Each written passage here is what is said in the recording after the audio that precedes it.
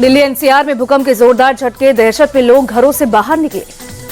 भूकंप सुबह 5:36 पर आया। नेशनल सेंटर फॉर सिस्मोलॉजी के मुताबिक तीव्रता 4.0 मापी गई। धौलाकुआं में दुर्गाबाई कॉलेज में था एपिसेंटर। भूकंप का केंद्र दिल्ली में जमीन से 5 किलोमीटर नीचे। हरियाणा, यूपी और उत्तराखंड में भी झटके महसूस किए गए। रोहतक, बहादुरगढ़, बागपत और मेरठ में भी झटके। नोएडा, गाजियाबाद, गुरुग्राम, फरीदाबाद में भी झटके। भूकंप आते ही दिल्ली एनसीआर की पूरी जमीन कांपने लगी। लोग डरकर घरों से बाहर निकले। नई दिल्ली रेलवे स्टेशन पर एक विक्रेता के अनुसार भूकंप का झटका बहुत तेज था। सब कुछ हिल रहा था, लोग चिल्लाने लगे थे। गाजियाबाद में भी भूकंप के तेज झटके। एक शख्स ने कहा, ऐसा कभी महसूस नहीं हुआ, पूरी इमारत हिल रही थी। गाजियाबाद के ही एक अन्य निवासी ने कहा, भूकंप के बहुत तेज झटके महसूस हुए। ये झटके थोड़े समय के लिए थे, लेकिन बहुत तेज थे। दिल्ली में आए भूकंप के करीब 1.5 घंटे बाद बिहार में भूकंप। सुबह 8:02 पर सिवान में रिक्टर स्केल पर 4 तीव्रता का आया भूकंप। भूकंप के बाद पीएम मोदी का ट्वीट, सुरक्षा सावधानियों का पालन करने की अपील की। संभावित झटकों के प्रति सतर्क रहने की भी अपील की। रेलवे ने हादसे की जांच के लिए 2 सदस्यीय समिति गठित की। उत्तर रेलवे के 2 अधिकारी कर रहे हैं मामले की जांच।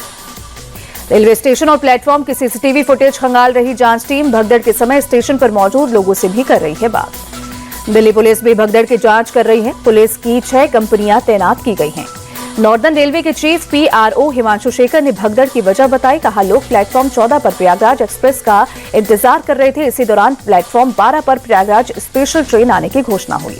हिमांशु शेखर बोले, स्पेशल ट्रेन पकड़ने के लिए लोग प्लेटफॉर्म 14 से 12 की तरफ बढ़े। इसी दौरान एक यात्री फिसल गया, जिसके बाद भगदड़ मच गई। प्रयागराज एक्सप्रेस और प्रयागराज स्पेशल ट्रेन नाम में समानता की वजह से पैसेंजर कंफ्यूज हुए। दिल्ली पुलिस का बयान। हादसे के बाद बढ़ाई गई नई दिल्ली रेलवे स्टेशन की सुरक्षा, अतिरिक्त सुरक्षा बलों की तैनाती की गई।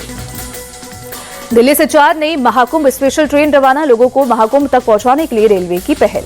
प्रयागराज में महाकुंभ के लिए आज भी सुबह से ही भारी भीड़। अब तक 52 करोड़ के करीब श्रद्धालु कर चुके हैं पवित्र स्नान।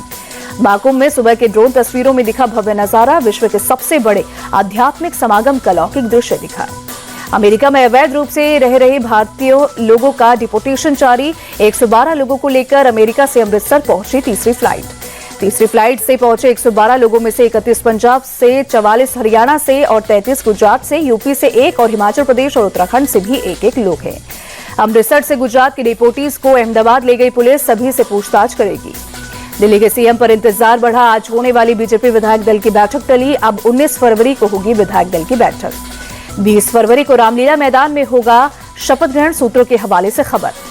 छत्तीसगढ़ के 53 ब्लॉकों में त्रिस्तरीय पंचायत चुनाव के पहले चरण का मतदान। रायपुर में सुबह से ही कतारों में लगकर वोट डालते दिखे लोग। झारखंड से बीजेपी सांसद निशिकांत दुबे बोले, पूरे संथाल परगना पर बांग्लादेशी और आईएसआई वाले कब्जा करना चाहते हैं। आदिवासियों की संख्या घट रही है। आम हिंदुओं की हत्याएं हो रही हैं। उत्तराखंड के सीएम पुष्कर सिंह धामी बोले, पीएम मोदी के नेतृत्व में सांस्कृतिक विरासत के संरक्षण का काम हो रहा है। संस्कृति को बढ़ावा देने के लिए बहुत काम हो रहे हैं। एमपी के इंदौर से बीजेपी नेता टी राजा सिंह ने ओवैसी को संदेश दिया। कहा, दंगा फसाद की बातें न करें। भारत में भगवा है। दंगा करने वालों का क्या अंजाम होता है, इतिहास उठाकर देख लें। टी राजा सिंह ने ओवैसी पर आरोप लगाया। कहा, संसद में वक्फ संशोधन विधेयक का विरोध करते हैं क्योंकि खुद वक्फ की 3000 एकड़ जमीन कब्जा किए हैं। महाराष्ट्र के सीएम देवेंद्र फडणवीस बोले, मराठी को बढ़ावा देने के लिए सभी स्कूलों में इसकी पढ़ाई को अनिवार्य कर दिया है। पीडीपी चीफ महबूबा मुफ्ती बोली, कश्मीर के लोग चुप है, इसका मतलब ये नहीं है कि कश्मीर में स्थिति सामान्य है। दिल्ली में यमुना की सफाई के लिए एक्शन शुरू। लाई गई हैं बड़ी बड़ी मशीनें। कचरा उठाने वाले स्कीमर, खरपतवार निकालने वाले यंत्र और ड्रेज यूटिलिटी क्राफ्ट काम में लगाए गए। यमुना की सफाई पर बोले एलजी वीके सक्सेना, पीएम ने जो वादा किया था उस पर काम शुरू हो गया। दिल्ली के आईएसबीटी कश्मीरी गेट के पास वासुदेव घाट पर हुई यमुना आरती। मार्च 2024 में आम लोगों के लिए खोला गया था घाट। New India cooperative bank scam मामले में एक और गिरफ्तारी। ईओडब्ल्यू ने डेवलपर धर्मेश पॉन को पकड़ा। धर्मेश पॉन को लेकर खुलासा हुआ। गबन हुए 122 करोड़ रुपए में से धर्मेश ने 70 करोड़ रुपए लिए। यूट्यूबर रणवीर लाबादिया की अमर्यादित भाषा का मामला। 21 फरवरी को रणवीर की याचिका पर सुप्रीम कोर्ट में सुनवाई हो सकती है। नागपुर में एक फैक्ट्री में विस्फोट के बाद 2 लोगों की मौत, 3 लोग मामूली रूप से घायल। आसनसोल में रेलवे स्टेशन के बाहर बनाए गए होल्डिंग एरिया में यात्रियों की भीड़ हुई बेकाबू। सुरक्षा घेरा तोड़कर जबरन स्टेशन के अंदर घुसे। देखते रह गए मौके पर तैनात रेलवे के कर्मचारी। स्टेशन पर यात्री सुरक्षा के लिए बनाए गए नियमों की लोगों ने की अनदेखी।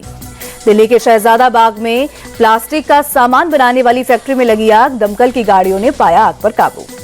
बिहार में आज से मैट्रिक की परीक्षा शुरू। इस साल 10वीं बोर्ड परीक्षा में 15,85,000 परीक्षार्थी शामिल। 2 पालियों में 1,677 परीक्षा केंद्रों पर परीक्षा। तमिलनाडु में प्रवासी पक्षियों का आना शुरू। थूथुकुड़ी जिले में पास्टर रोजस नाम के पक्षियों का बड़ा झुंड दिखा।